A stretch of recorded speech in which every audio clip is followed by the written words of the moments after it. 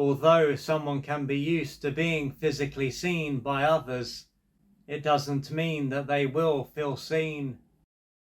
In general, they can feel as though they are not seen and even question if they exist.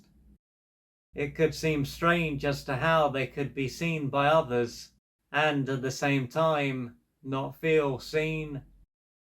What this illustrates is that being physically seen is one thing.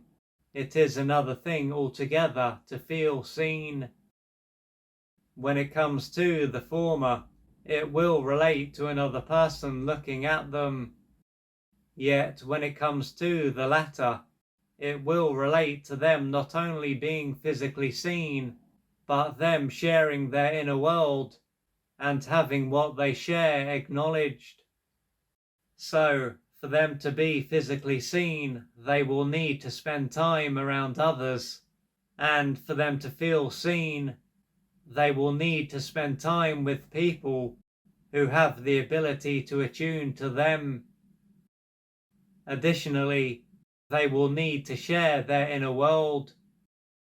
If they were to think about how they often feel as a result of how they experience life, they could find that feeling ignored, helpless, hopeless, and worthless is a normal part of their life. They might even have moments when they wonder if there is something inherently wrong with them. If so, this can be seen as the reason why they are generally not seen by others. And when they don't feel this way, they can feel frustrated, angry, and resentful. Assuming that this is the case, their life will stay this way forever, and they will have to tolerate what is going on.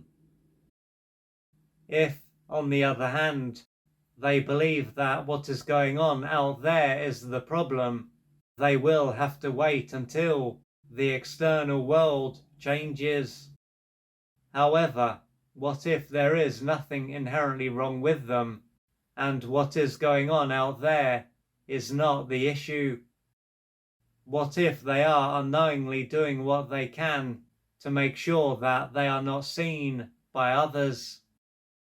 When they are around others, they can have the tendency to hide how they feel and their needs, and to be in the background. Therefore, it won't matter if another person has the ability to attune what is going on for them, as they won't allow themselves to be seen. They can then make out that they are fine when they are not, and act like they don't have needs. In other words, they will hide their true self. If they were to see that this is what often takes place when they are around others, they could wonder what is going on. It could be as if something else takes over and they are unable to fully show up. For them to gain a deeper understanding of what is going on, they can imagine that they are with a friend and they stay connected to themselves. This will then be a time when they are connected to their body and reveal how they feel and express their needs. What they may find is that they expect to be criticized, humiliated, and rejected. Fully showing up and expressing themselves is then not going to be seen as something that is safe.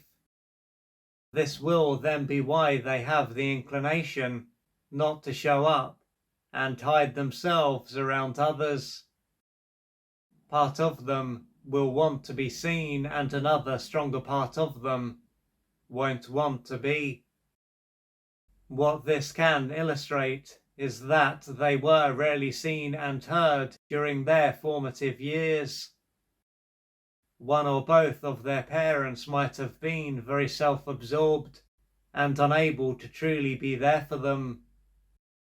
This would have caused them to be deprived of the attention, affection, acceptance, support, and encouragement that they needed to grow and develop in the right way. Furthermore, when they did express how they felt, and a need or a number of needs, they might have often been criticized and humiliated. If their brain was fully developed at this stage and they were not egocentric, they probably would have been able to see that their parent or parents were deeply wounded and unable to love them. But as they were not in this position, they would have come to believe that there was something wrong with them and they were unlovable. Along with this, they would have come to believe that their needs and feelings were bad and associated attention as something that was bad and would cause them to suffer. Ultimately, they would have been brought up in an emotional desert, and to handle what was going on, they had to lose touch with their connected true self and create a disconnected false self. The truth is that there is nothing inherently wrong with them, and they are lovable, and their needs and feelings are not bad. They can also receive attention without suffering. For them to know this at the core of their being, they are likely to have beliefs to question and pain to face and work through. This will take courage, patience, and persistence. If you would like to find out more about the services that I offer, please go to www.oliverjrcooper.co.uk or email me at info@oliverjrcooper.co.uk, and I'm looking forward to assisting you on your journey.